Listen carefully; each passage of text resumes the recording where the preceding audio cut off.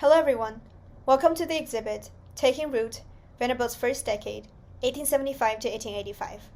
My name is Isu Yang, one of the curators for this exhibit, and I'm a first-year student planning to major in cognitive studies and human organizational development with a minor in French.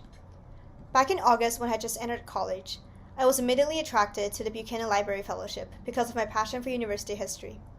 I grew up spending much of my free time wandering around the campus of Nanjing University in China, where both my parents work, and had the opportunity to dive into its nooks and crannies of its history.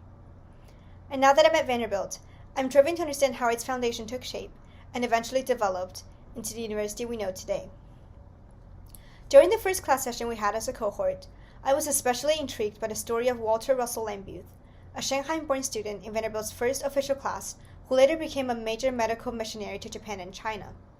His unique identity as one of the first international students inspired me to look at students' hometowns and course of study at the beginning of Vanderbilt University history.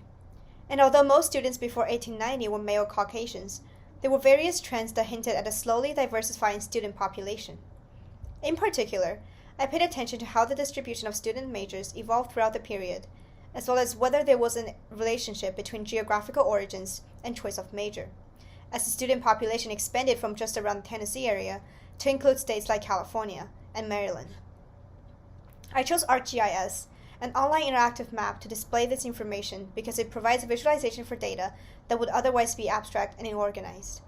My work involved heavy loads of data entries as I tried to include as much relevant information as possible in order to best observe the changes and trends. And I was pleasantly surprised by just how well the interactive map was able to represent different slices of the same data when filtered by years or clustered by locations. Working with this medium also helped me consider the importance of digitization in making library and museum resources more accessible to the general public.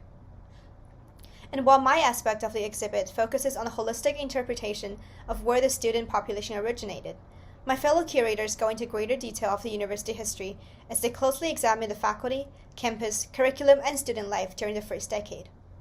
An analysis of the early campus gives us an overview of the visions that the founders had for Vanderbilt.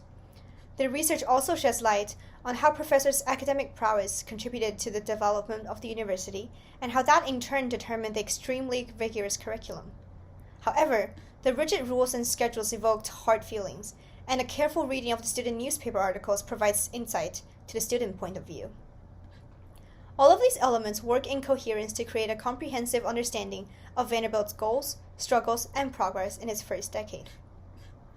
If you're a member of the Vanderbilt community, or if you're just interested in history or universities, or both, I encourage you to browse through this exhibit, because understanding the founding history of universities is crucial to understanding the development of higher education in America overall.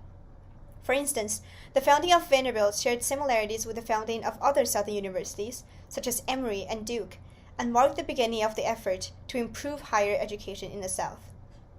And lastly, while reading what each curator has to say, I encourage you to also consider trends and inquiries that stand out to you, and share your findings with us. I hope you enjoy this exhibit.